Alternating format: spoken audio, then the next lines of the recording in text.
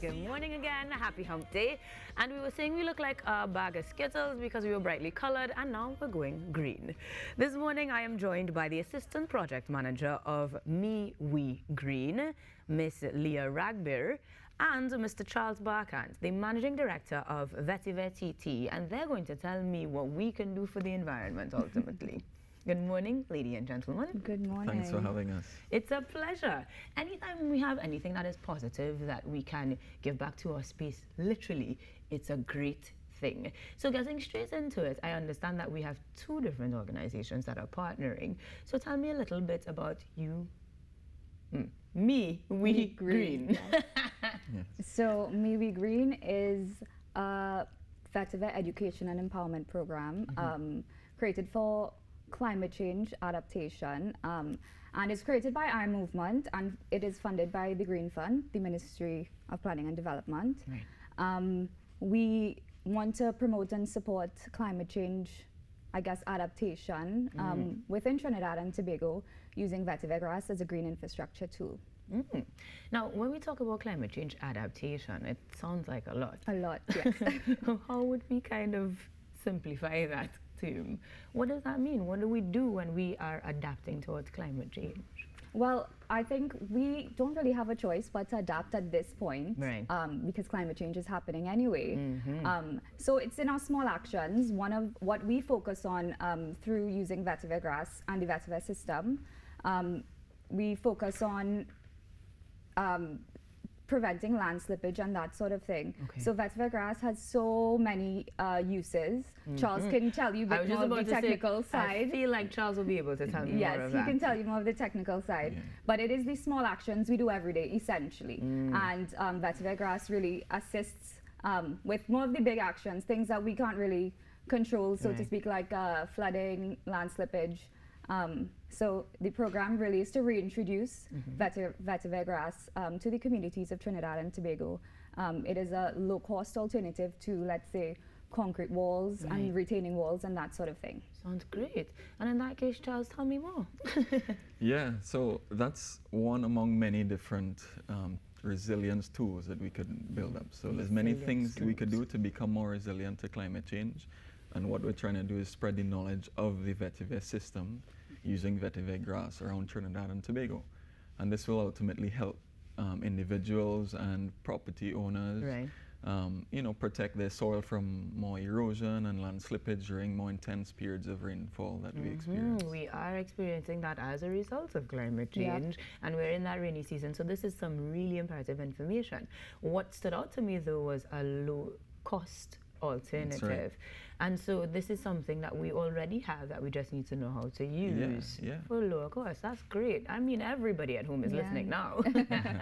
So that this project, in terms of MeWeGreen, how are we rolling it out? Are we looking at straight virtual as a result of the pandemic, or are we integrating the actual in-house activities? How do we do this? How do we go green? So through the pandemic, we continued the program full force right through the pandemic. We did have to pivot and do a hybrid situation between virtual and field activities, but as much as possible, we tried to limit within COVID restrictions the amount of people that can gather, and we held our workshops right through. So we work in 8 communities, our target communities. We have 8 target communities across Trinidad and Tobago.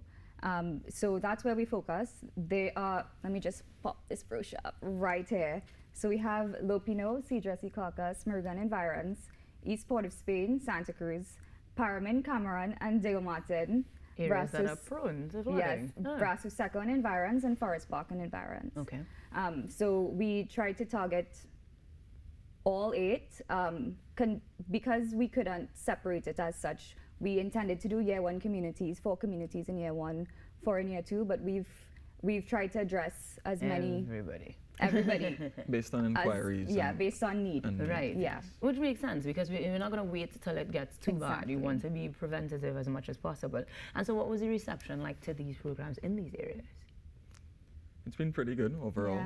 I mean, quite a variance in terms of from community to community. So for example, Marugan Environs has had a lot of need. It's been incredible.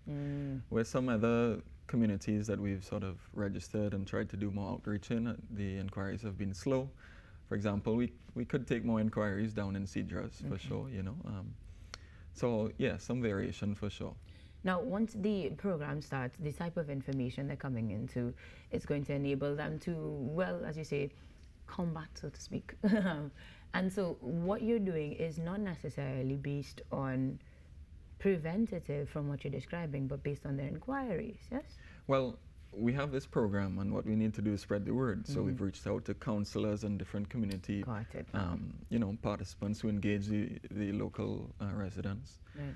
And that's been one means among many where we've been able to let people know and let them call us and inquire and say they have some hand slippage, they want addressed, and what could we do? Right. Could this work? So let's talk about the ways that they can contact you now, because I'm sure, like you said, we did that hybrid. There's virtual, there is, of course, good old phones. How do we find you? We are on social media at IAMovement, IAMOVEMENT. You can also reach out at MeWeGreen@gmail.com. And our number on the back here is 707-0002. They've got it up on the screen so that people can make those calls. So that we will be seeing this continuous effort to share the information, and it is digitally available. Yes. Beyond this project, though, because it's one of many, as you mentioned, Charles, what else can we do? Climate change is happening. How are we going to combat it next? Well, I mean, we have to come together to start with, you know. So that's what the awareness and education is about. And over the course of the years, Movement has tried to do different types of programs, education programs, climate talks in schools, encourage recycling, better use of electricity, and so on. So you're actually seeing there just up on the screen now, the vetiver grass, and that's what makes this particular solution so unique. If you look at those roots go beyond 10 feet deep when they mature. So therefore that really provides a lot of potential for land stabilization and erosion control. And that message is going to be an easy one to spread. Regardless of the areas that you're targeting, we as Trinbagonians know the impact of flooding and landslides and the likes, and we're certainly going to be on board now, especially since we have the contacts. But in that case, we've covered what we've done, what we're going to do, how to find you. Anything else I'm missing? I think I've covered it all. Yeah, pretty much. I think so. I would just like to say we are open with, other than the 8 communities, feel free to reach out and contact us. We're happy to help. Our project is not limited to these 8 communities. We're happy to assist where we can. So get at us. Yes, please reach out. MeWeGreen. So Leah and Charles, thank you very much for joining us this morning. Thank you for spreading the word, and I hope you grow. See what I did there? Thank you. The No Morning Show continues. You all stick around. We've got more where that came from.